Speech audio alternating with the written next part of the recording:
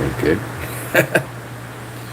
So we're talking boxing today. This topic's a pretty interesting one for those of you who are still at home or wherever you are. Salute to you. We're going to talk about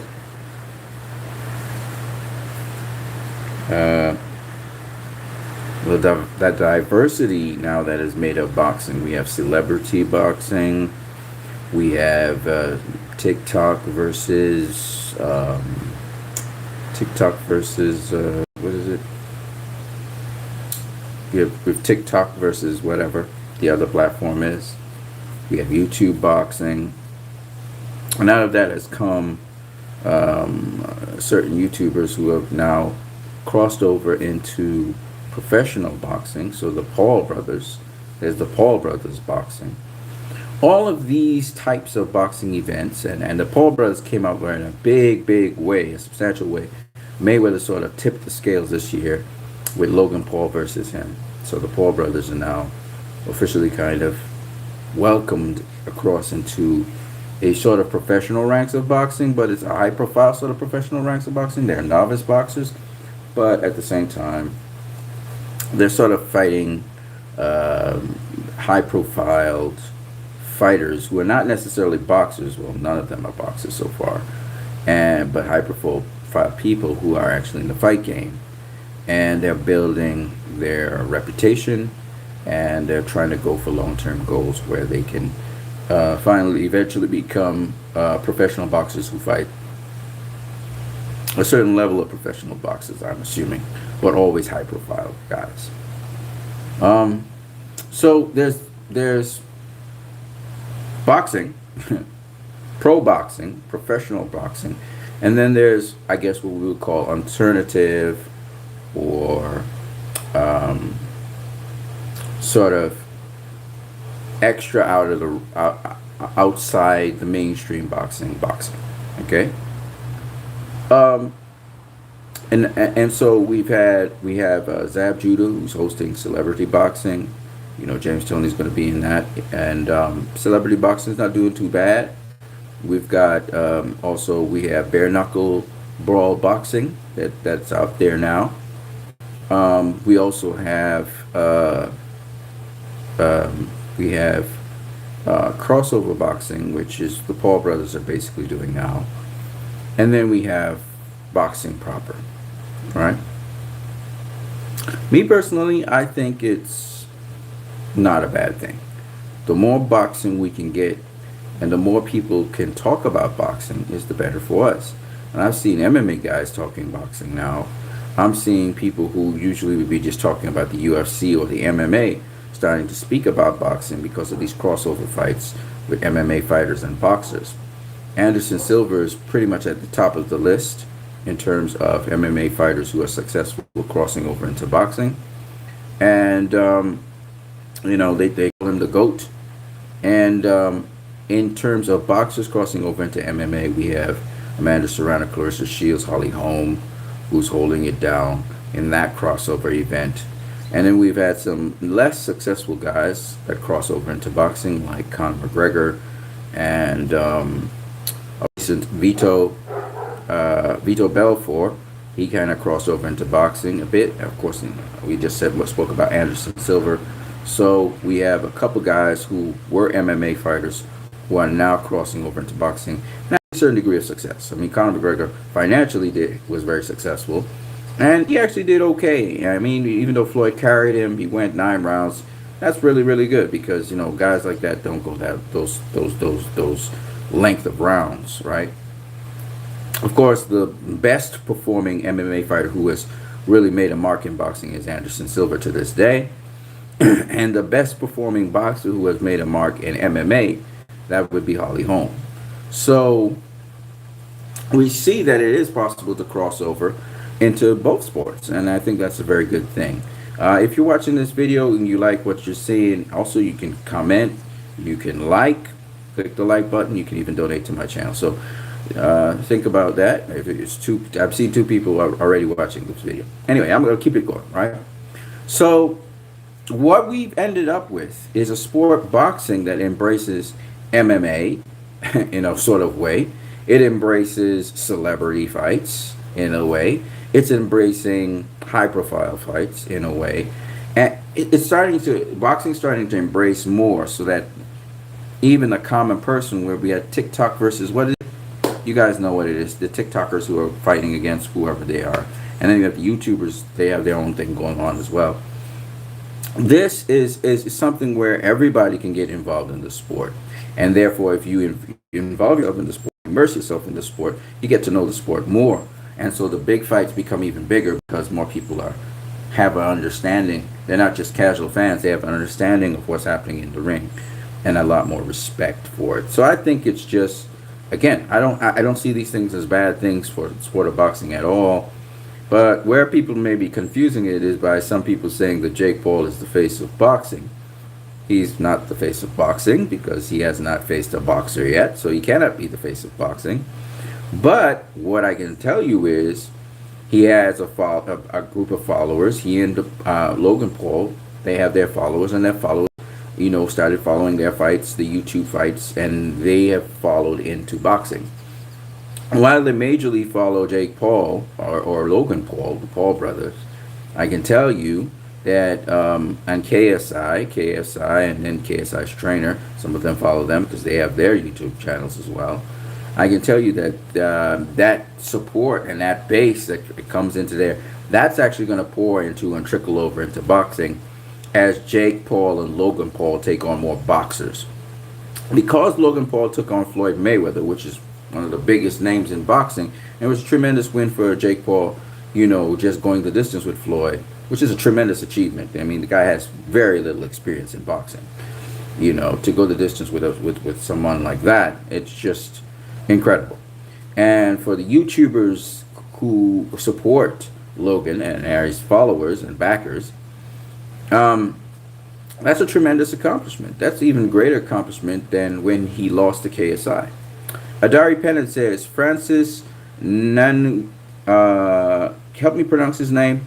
Francis Nanu. Okay, I don't know how to pronounce it. You're going to have to put the syllables together so I know. In boxing would be interesting. See? So even Adari Pennant, who probably follows MMA much more than me, because I don't know who the hell that is, because I just follow boxing. I don't have any interest whatsoever in MMA. But I'm an old guy, so excuse me. But whoever that guy is that you just mentioned, hey, so if he crosses over and he starts to fight in boxing, that would be great. Because again, boxing wins out. Adari Pennant says, I follow boxing. Now that's great, but you apparently also follow a little bit of MMA because I don't even know who the hell that guy is. But I can tell you, obviously, I guess I could do my homework on him, but I guess I can just resort to you. Who is that guy, and how is his name pronounced? And I'm pretty sure he's an MMA fighter. And what would happen if he was to go across into boxing and box? What do you think would happen? By the way, I think UFC also, they offer boxing. Now they have this special boxing thing that they're doing. I saw it somewhere, and the boxing fights are not bad. Okay, I can't pronounce the guy's name. I'm just going to call him Francis. Francis is the UFC heavyweight champion. Oh, okay. Cool. He's the current? Okay. Can he box? Oh, he can strike. I guess he's a striker. Skirting board says, Francis, whatever you don't know, out of here. Dude, I don't follow MMA. I am a boxing fan. I am not an MMA fan. I don't know who the hell that guy is. All right? And if you are offended by that, I'm sorry, buddy. I just don't follow MMA. That's not my thing. I'm a boxing fan.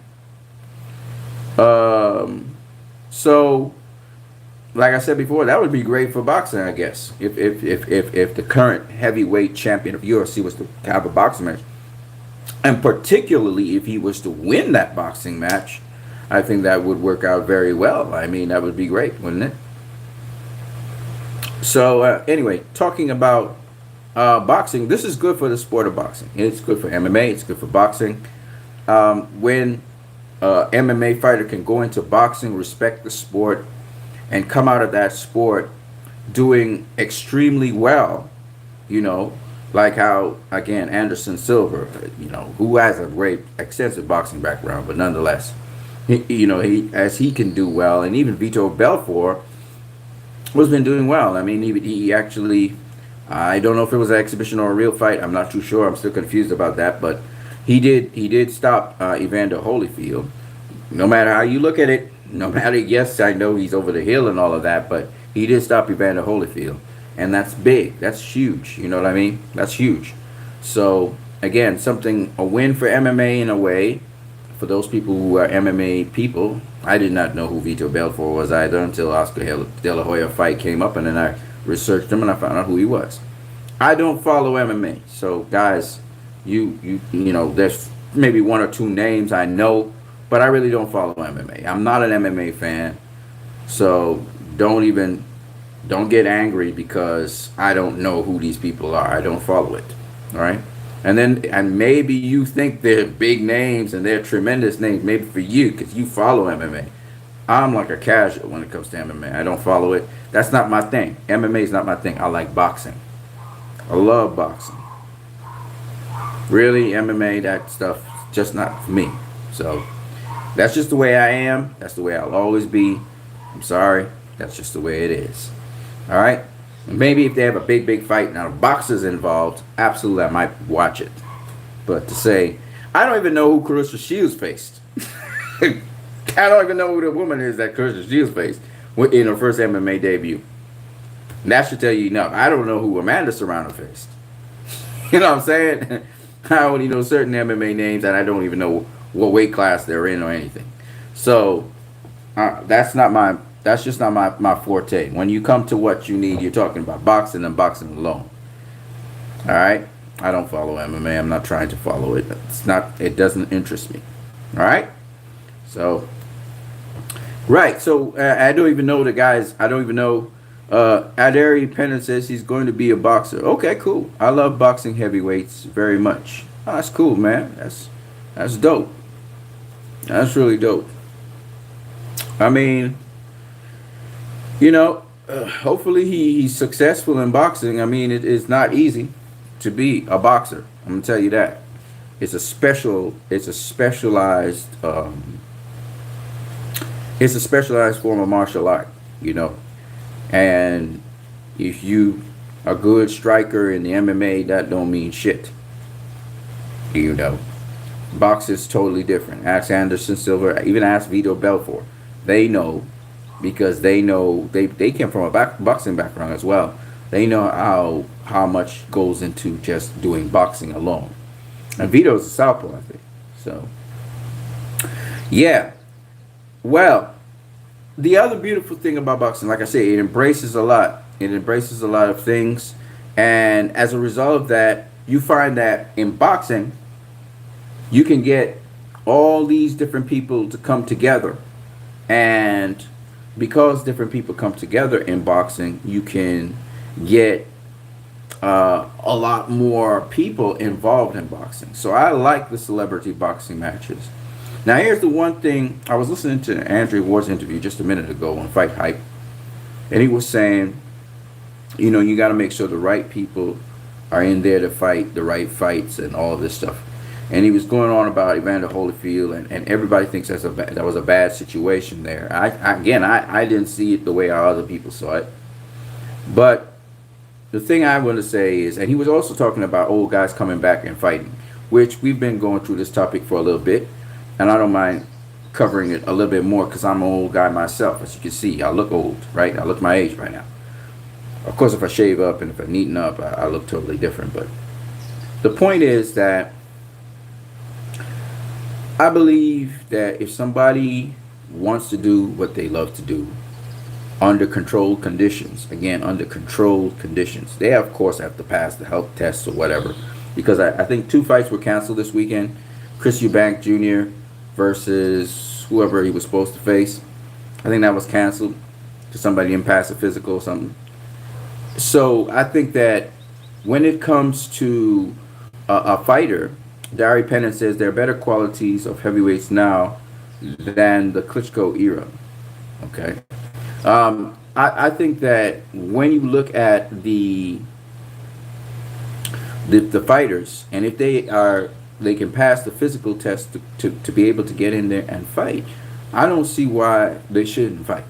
Okay, and I know that some people are worried about fighters who, for example, have CTE, or some fighters who have other illnesses. But like I said before, it's a balancing act. It's not just about collecting a paycheck. It's not just about money. It's also about getting in the ring, because some of them just want to be in the element. And exhibitions, the beautiful thing about an exhibition is it can be regulated. You can set the rules for the exhibition. That's the important thing. So guys don't have to go all out in an exhibition.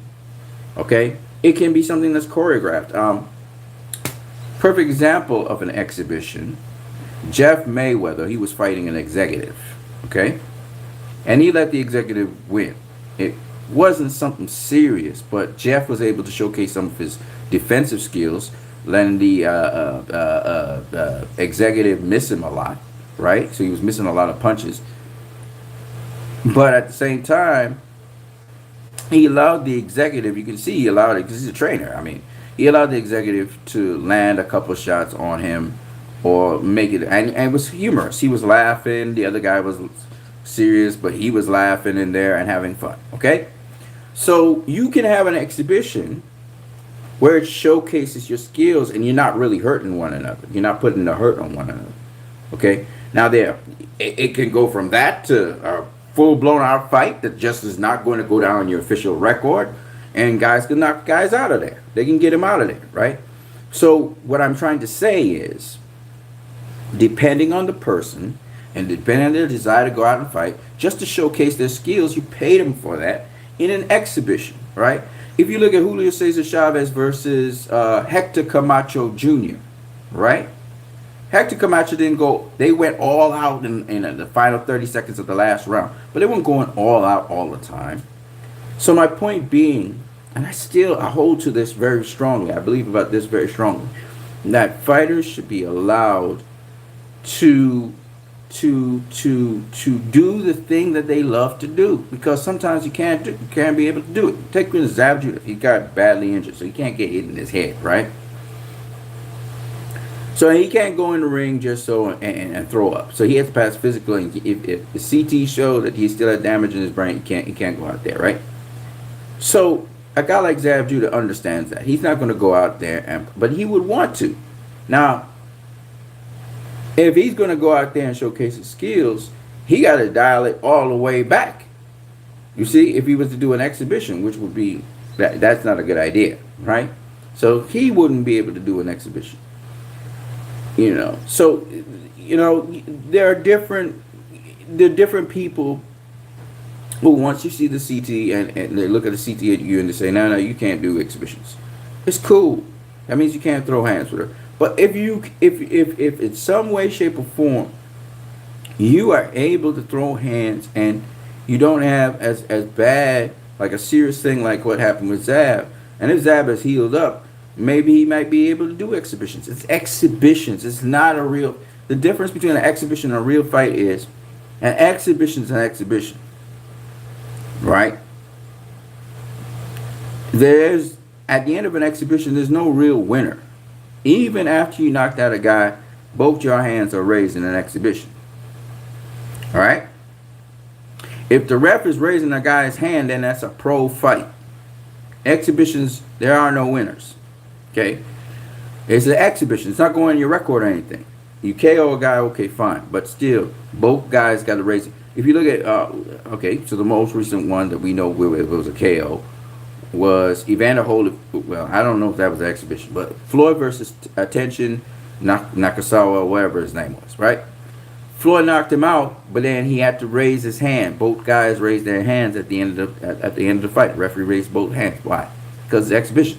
So there's no winner. You might have got knocked out, but there's no winner. Okay? It doesn't go down on record. It's just to showcase skills. So once you understand that, now when Floyd was trying to knock out Jake Paul, right? He didn't get through, but he tried. But it's an exhibition, so there's no winners. There's no There's no draw. There's no nothing. There's no verdict. Roy Jones Jr. versus Mike Tyson. You know why both of them got belts? Because guess what? There is no winner. Even though they had the fake judges doing it and making it into a draw or whatever, there was no winner, right? So that's what you got to understand. Exhibition is about showcasing skills. That's what it's all about. And that's a great thing for former fighters or fighters who want to just show you what they were capable of doing when they were younger, right? The whole idea behind the exhibition is just to go out to see these old guys, you know, just do certain things and just appreciate them. That's all it's about, all right? And if they want to go hard, they go hard. If they don't want to go hard, they dial it back. There should be agreement between them. They dial it back, and that's just the way how that goes. Yeah, so, but I love the diversity of boxing. As you know, I love boxing a lot. And I just really wish the best for people in boxing, you know,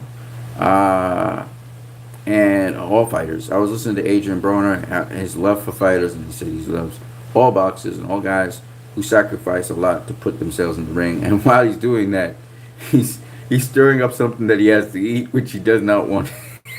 He doesn't want to eat at all. That's so funny. Adrian gets your attention because he's so funny. And he really adds a spark to boxing. He really is special in that respect. He's a really fantastic entertainer. And he'll catch you in moments that you can't put down. Once you start watching the video, you can't stop watching it. He's really very entertaining. I'll give him that. He's funny, man. He's very, very funny. In boxing, you know, you need that. You need the different characters, the different personalities. It's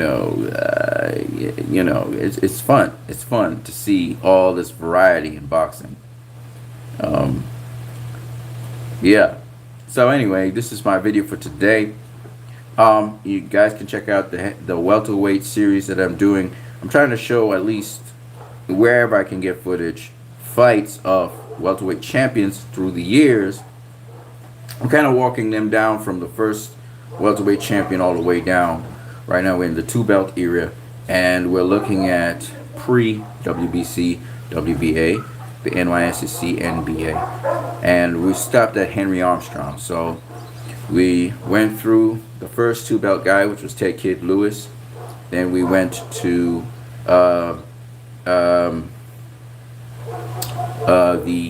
the Toy Bulldog, right?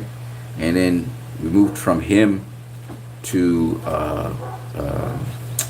forgot what the guy's name is. I think it's Breland or something like that. And then we went down to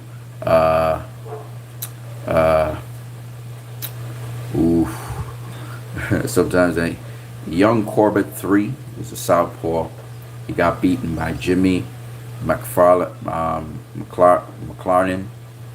and then Jimmy McLaren was beaten by Barney Ross, and now Barney Ross is beaten by Henry Armstrong. So we have those fights. We actually have the McLaren and Barney Ross fight. We don't have the young Corbett 3 McLaren, but we have the guy that young Corbett 3 beat. So you can look at footage of that. Now, all of the footage that I share with you guys, by the way, YouTube videos, by the way, is to be slowed down a little bit because some of the footage is just too fast. And you can tell just looking at the referee as he's moving, you can see how unevenly fast it is. So just turn down the speed to 0.75x of the speed that is there. Also, for these videos, which are very, very long, sometimes 20 minutes, sometimes 40 minutes, sometimes 50, you can speed up the speed to 2x. You will still hear everything I'm saying because I take my time to speak, and I speak very slowly. So when you speed up to 2x, you'll hear everything, all the content, and that way you can get through these videos because they're very, very long. I'm not going to play with you guys. This video wasn't even supposed to be that. It was supposed to be about 5 minutes long, and I just went off on so many other things, and I just take my time, and I go through these long videos. And I know some of you guys are like, oh man, these videos are long. Yeah, I don't care. You know, I don't mind doing the long format sometimes. And sometimes, again, I just come with something that's 30 seconds to 45 seconds. I can be to the point and super short if I want to, but I just say I would spend time, talk at length about things, and just talk as much as I want. And you guys watch me talk for some reason. I don't know why. But it's nice to have conversation with you guys. Some of you guys are just strange things you choose to say, which is cool as well. With respect to this weekend's sets of fights, which most of them kind of blown. I think somebody as a last minute replacement for the opponent of Chris Eubank Jr. Chris Eubank Jr. is out, and some other guy's in right now. I think it's Liam Smith. Maybe it's Liam Smith. I'm not too sure. I can't remember. And I was listening to Abel Sanchez, so I'm going off on another tangent here. And he was talking about Triple G and how strong Triple G is. He's strong as Bitter BF, and that, you know, Triple G versus Canelo. And that Triple G, Demetrius Andrade wouldn't come close to Triple G in a fight. And he was just saying a lot of things because he's saying that Triple G is very strong and all this stuff.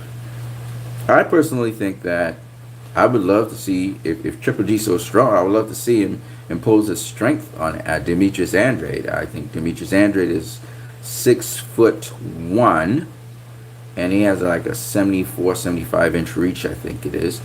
Triple G, I would love to see Triple G versus him. And he's strong, he's really strong. Okay, let's see him. Let's see him in action. But I personally think, you know, I know that John David Jackson dismissed Danny Jacobs as not in the league of Aristotle Lara and Floyd Mayweather, which I'm not saying he is, but I'm just saying he's a damn good fighter. I think Danny Jacobs did to Triple G significant stuff, and I know for a fact that Demetrius Andrade is much better than Danny Jacobs. And Demetrius Andrade, he's not a knockout, one-hitter quitter kind of guy, but he's very strong. So I would love to see Triple G versus Demetrius Andrade, and he's a southpaw on top of that. I'd love to see it. You know, Abel Sanchez is saying that Andrade would be no match for Triple G, so like it would be a close fight. Well, let's see it. Let's see it. Talk is cheap. Talk is cheap. Show me. Don't tell me.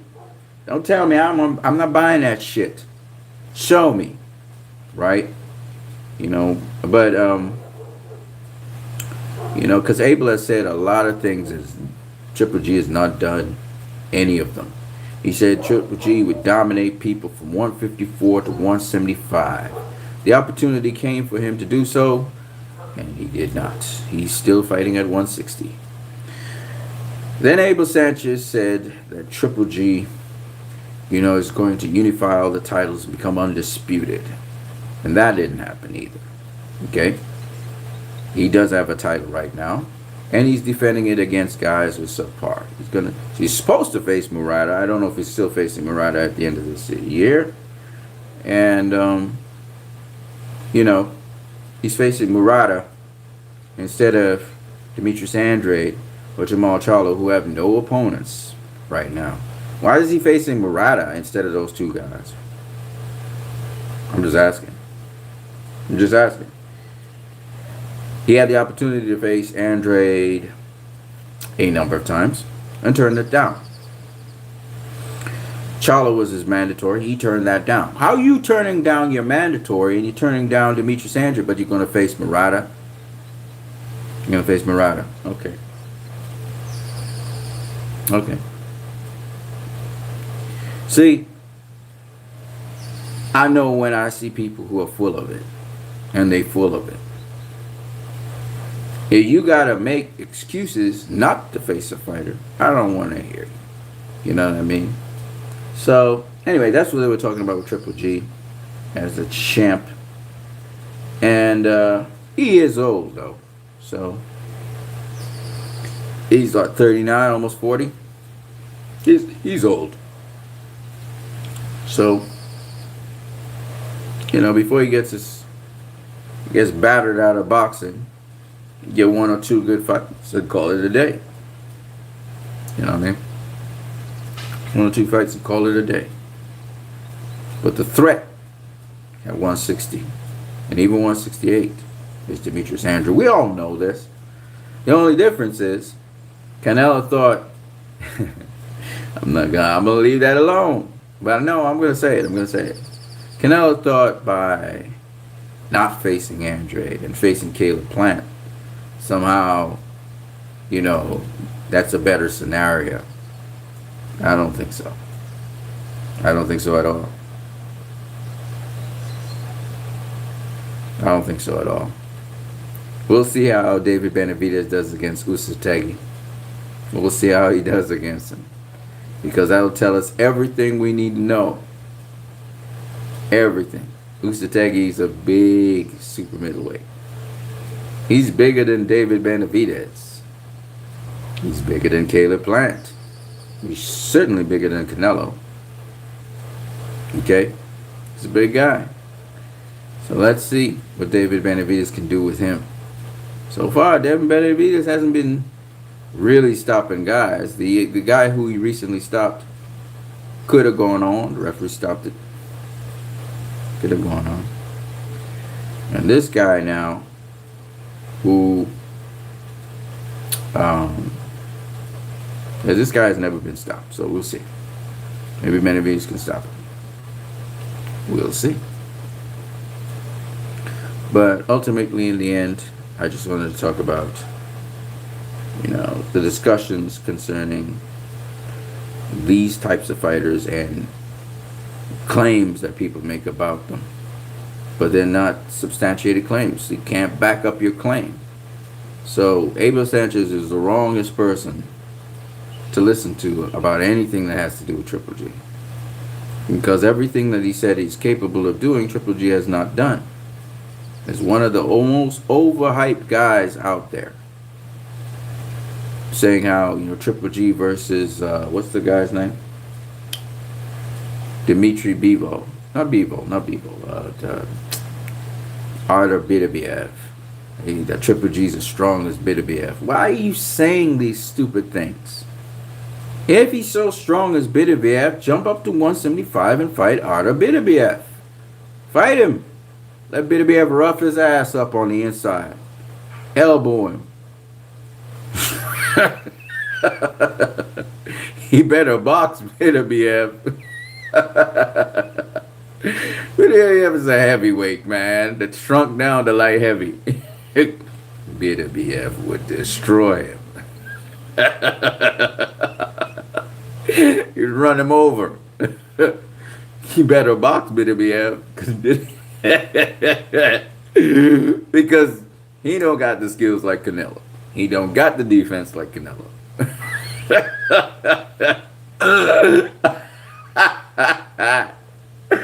Beterbiev would destroy him. Are you kidding me? Beterbiev fought Usyk. Usyk was a cruiserweight, now heavyweight champion of the world. Beterbiev fought him and was giving him hell. Y'all mad. Abel Sanchez says some crazy shit, man. Triple G's the strongest Beterbiev.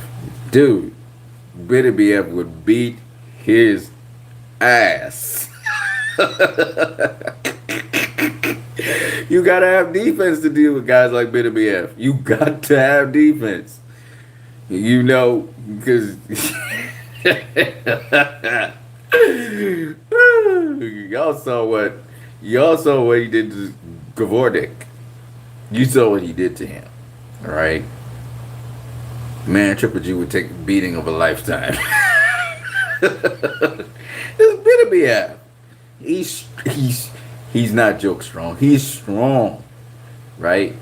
If you don't have defense, that dude would destroy you. He'll destroy you. He'll walk right through you. Right? He'll walk right through. And he can box a bit. So, I don't know what Abel Sanchez is thinking. Now, Canelo taking on Beterbiev. You know why I think Canelo would beat Beterbiev? Because he knows how to position his body. He knows how to counter very well. And he knows how to resist being in a clinch and getting roughed up by a bigger guy. He would still be the smaller guy in that fight. Don't get it twisted. But he would work his angles, and he would hammer BDBF with different shots. But don't get it twisted. And he has his defense as well, so he could ride and roll and rock and all that stuff, right? But he ain't trying to be in a clinch with BDBF. BDBF is a rough dude. He's super rough. He break you down in a clinch. You're not looking to clinch BDBF. You're looking to beat him up and turn him. Beat him up and turn him. Beat him up and turn him. You're not trying to get in a clinch. He's strong. He's real strong in a clinch. Right?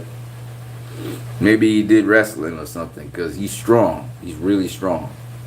Physically. He'd break you down just being in a clinch. He ain't trying to clinch up with him. Okay? And I mean, he could physically take up Triple G and slam him. You saw what he did to Gavordik. He slammed him on the ground. Literally grabbed him and easy. And he's heavy with the elbows. He'll hit you with the elbow. He punch you, whack, and elbow you at the same time. He's rough. BDBF is rough. Hits you with a body shot, and he's still gonna hit you with the elbow after it. He's rough. He's rugged. He's not somebody you play around with, right? So, you have to establish range on that guy. You're not trying to get into no clinch with the guy. He beat you up in the clinch. So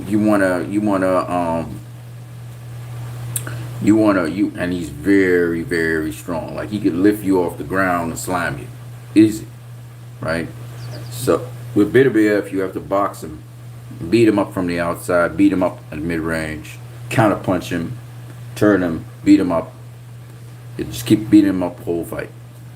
He's strong, he can take it, but you gotta beat him up the whole fight.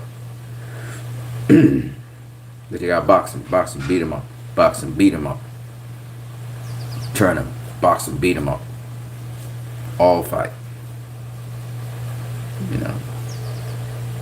He keep coming, but you got to be a little bit unpredictable to make him hesitate, make him pause.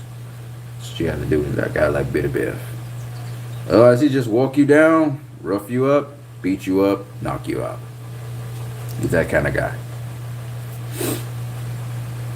He bad. He's a bad boy. So yeah, the claim of Triple G couldn't even handle Andre Ward. He gonna handle BDBF strength-wise. Nah, man. Come on, man. That's a heavyweight that shrunk down to a light heavyweight. He is really strong, man. BWF is a really strong dude. It's not the same. It's in common sense. But you got defense. If you got defense, you can beat him. If you got defense, you can beat him.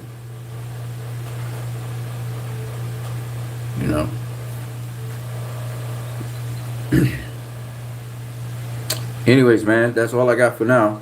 Boxing with its great variety. Again, the punchline. Boxing with its variety. Check it out. The fact that boxing is kind of more diverse, but you got the real thing that everybody wants when the big event comes out. All these Jake Paul and all these, Mayweather versus things. Well, the Mayweather is always a big event, but Jake Paul, all them little events on the side, they cool. They make some money, but they don't make big money. When you talk about Canelo versus Plant, we're talking $30 million, $40 million, $50 million for Canelo are short. We ain't talking back end yet, and we're talking Plant, getting good pocket of money. Okay, that's big money. When the pay-per-views come out, that pay-per-view do 600 million buys at $75 for a buy. That's a good sum of money. You know what I mean? Or if it do even more, if it do, let's say it do 1 million pay-per-view buys at $75 a buy, not $50 like Jake Paul and like $75 a buy. That's $75 million. Right? That's crazy money. So, just saying. It's kind of different. Anyways, man, people, I'm out of here. What you need in the building, we gone. Peace.